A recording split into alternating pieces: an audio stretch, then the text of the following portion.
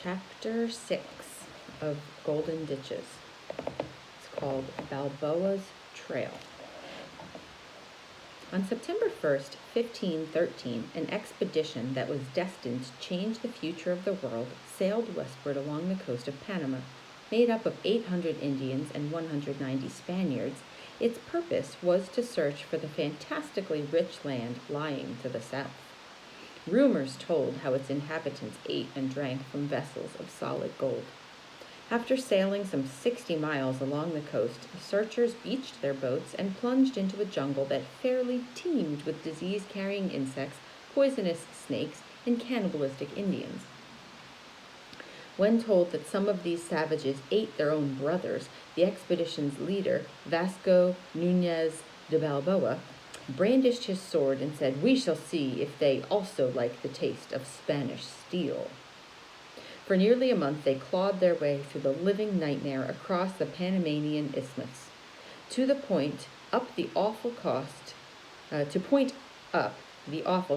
that journey in human lives, one account states that only 67 of the original 190 survived to look out at last upon the broad sweep of the world's largest ocean. A grimy group of fever-ridden conquistadors, accompanied by Balboa's famous bloodhound Leoncio, became the first known white men to set eyes on the great sea they christened the Pacific. When Balboa laid claim to the Pacific and all the lands bordering it, his wildest fancies could never have imagined the vastness of its islands and continents.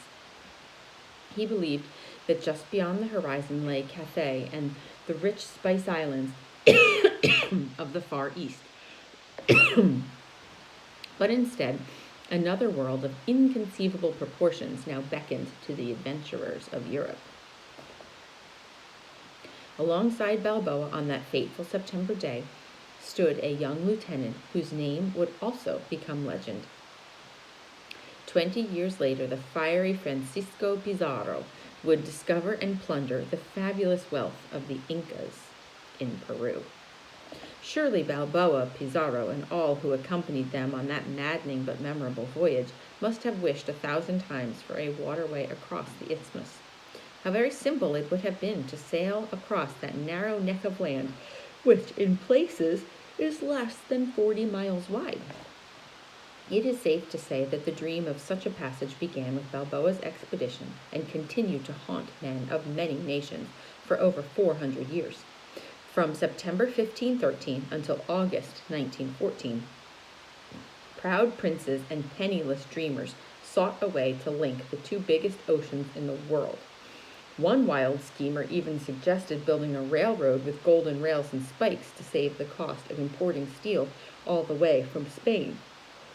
Pizarro's conquest of Peru hammered home the urgent need for a canal. Although a crude road was hacked across it, and the isthmus was paved, as one historian put it, with as many Indian corpses as stones, it constantly broke down under the heavy cartloads of treasure. The problem grew so acute that in 1534, Charles V ordered a canal survey to be made along the valley of the Chagres River. Stunned by the report's fantastic projections and formidable engineering barriers, King Charles abandoned the idea. In 1556, another Spanish monarch, Philip II, repeated the process, but he, like Charles V, also turned it down. Philip put the onus for his decision on none other than God himself by saying, "Since the Lord made the isthmus a continuous one, it would not be fitting for me to tamper with his decision." Spain made one last desperate attempt to plow out a passage in 1814. Construction of a canal was ordered by the government, but never actually started. By then, Spain's colonial empire was rapidly falling apart, and in less than 10 years, her power in America had dwindled to practically nothing. From then until 1880, the story of the slender waist of Central America reads like the mutterings of a madman. The English began to cast covetous glances at this strip of land that, like Suez, was fast becoming another crossroads of the world. As early as 1630, a group of Puritan men settled some nearby Caribbean islands and held on grimly for 11 years. A Scottish financier, William Paterson, who founded the Bank of England, planted a colony on the Spaniards' very doorstep at Darien. Undaunted by conquistador guns and harassing Indians, the hardy settlers were in the end defeated by the insufferable climate, swarming insects, and most of all, bitter quarrels among themselves. Paterson's wife and only child were among those who died at Darien. When the colony had dwindled to less than 300 of the original 1,000, it too was abandoned. Names of such famous Britons as Sir Francis Drake and Horatio Nelson also appear in the Panama story. In one letter to his queen, Drake called the Isthmus of Darien the keys of the world. Much as she may have desired to possess them, Elizabeth I was never able to get a firm grip on those keys. Nelson made a bid to split the Spanish possessions in America apart by conquering Nicaragua. He sailed up the St. Juan River with the avowed intent of making it, as well as Lake Nicaragua, English possessions. After all, he reasoned, Salinas Bay on the Pacific lay only a stone's throw from the lake. By building a short canal connecting the two, the English would then control a water route joining the Atlantic and the Pacific. But Nelson's bold attempt suffered a double defeat. He lost a skirmish with the Spaniards on the river, but the raging fevers that lurked everywhere in the steaming jungles proved to be far more formidable.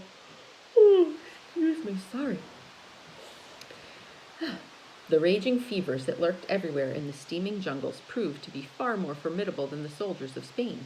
His failure left England as little more than an interested onlooker in all the events that followed. In spite of all the maneuvers and counter-maneuvers, the need for a waterway across the isthmus grew apace. Throughout the Western world, canals were being dug at a feverish pace, providing important links between mines, mills, and smelters. In 1810, the entire United States could boast of only 32 miles of canals. 20 years later, there were over 400 miles of artificial waterways in use. Little wonder that a young Englishman had this to say in a letter to his family. "These Americans are like badgers," he said. "Everywhere I go, they are digging, digging, digging." Having pushed past the Appalachian barrier, the colonists were farming out across the broad heartland of the new nation. An elaborate network of canals was opened to bring in supplies and to carry out rich cargoes of hides, timber, and grain. But it was the discovery of gold in California that turned all eyes to the Panamanian Isthmus once again. California Gold Rush. Who remembers? What year did they discover gold? 48, right? 1848. And then by 1849, everyone was flooding out there, right? Was a miner, 49er, oh my darling Clementine, right? But it was the discovery of gold in California that turned all eyes to the Panamanian Isthmus once again. Here was a route that seemed to offer an easy passage to the thousands of avid treasure seekers who realized the dangers that lurked along the tortuous overland trails. Gold fever lured a multitude of eager adventurers to their deaths in the Central American jungles, much as they had more than 300 years earlier. How funny, right? They were looking for El Dorado, the city of gold, the Spanish conquistadors, and it killed them. All these people were looking for gold to get to the California gold rush, and they too died. A motley armada of ships, many of which deserved no such title, sailed down the Atlantic coast and disgorged an equally nondescript assortment of characters at the port of Colón. From there, these fortune hunters clawed their way through a jungle that had changed but little since the day of Balboa and Pizarro. Now, however, white renegades and desperados were to be more feared than cannibalistic Indians. Swarming above the endless swamps, the Anopheles mosquitoes waited their chance to inoculate the unwary with a deadly injection of malaria germs.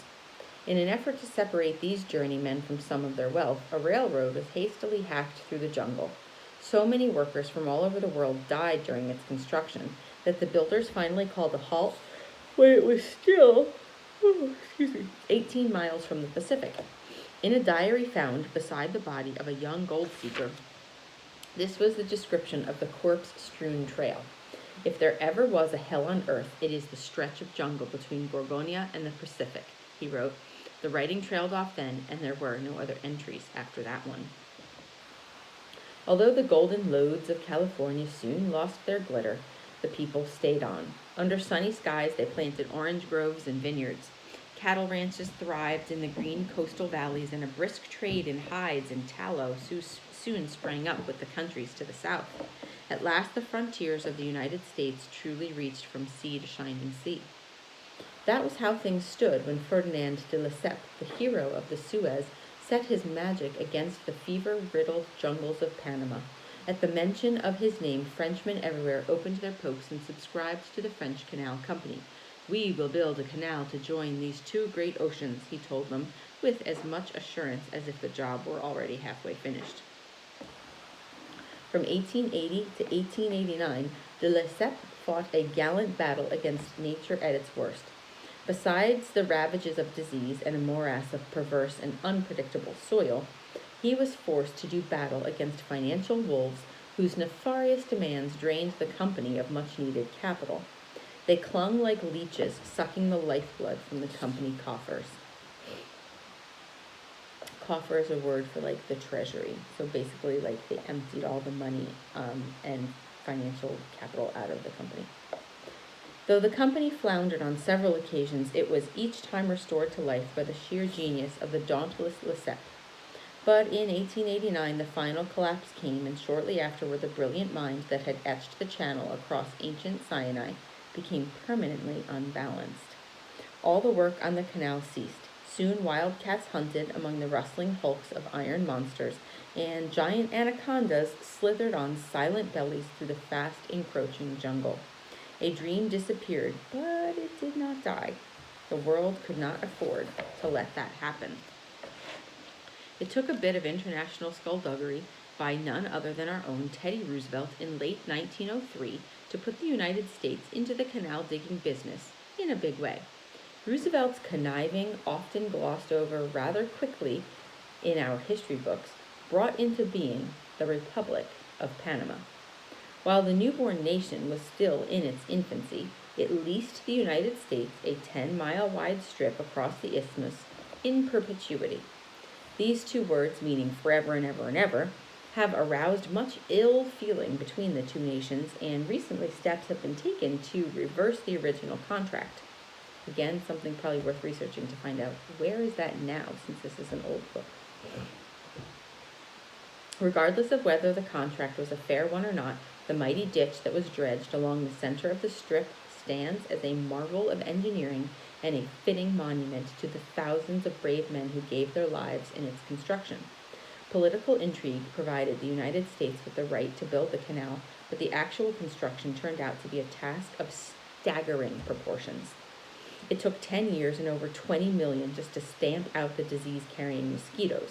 This campaign had been underway for several years before the treaty was signed, and continued even after serious digging began in 1907.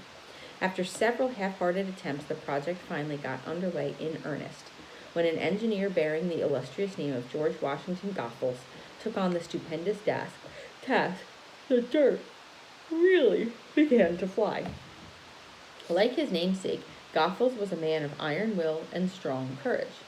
Unlike de Lesseps, Goethals ranked as a full-fledged engineer, armed with both training and actual experience. Behind him lay a career which included the post of engineering instructor at West Point. Then, on the practical side, the vast complex of Muscle Shoals on the Tennessee River had been constructed under his command. Neither, however, had prepared him fully for the savage battle of the Culebra Cut. As a result of unstable earth in this man-mauling gorge, estimates of the amount of earth to be moved had to be constantly revised upward. Frequent landslides, during which the whole mountain seemed to move, occurred with disheartening regularity. In the end, the project required the removal of more than 100 million cubic yards of earth and rubble instead of the originally estimated 50 million. Still, landslides were only one of the many problems. Even with malaria and yellow fever reduced to a minimum, the task of recruiting workers able to withstand the heat and humidity continued to plague the builders. A 90-year-old engineer of St. Petersburg, Florida, recently gave an eyewitness report of a recruiting campaign in Chicago in 1908. "They promised us apple pie every day," he said. and that got them more workers than anything they could have possibly dreamed up. Then he grinned boyishly and added, "Yes, you can truthfully say that the old Panama is one canal that owes a lot to good old American apple pie." For 7 years, men from all over the world battled the worst that nature had to offer, and in the end produced a feat of engineering such as the world has seldom seen. But the booming guns of August 1914, ushering in World War I, dimmed what should have been a gay international celebration. Instead, the SS Anne Khan, accompanied by a small tug, climbed the giant water stairway and eased down again with little fanfare. The long-dreamed-of link between the world's greatest oceans had at last become an established fact. What do you suppose Balboa would say if he could see the teeming traffic on this busy canal? In 1968 alone, a total of over 14,807 ships locked through for a toll take of over $93 million. Not bad for a canal dug by Yankee ingenuity and apple pie. Don't you agree?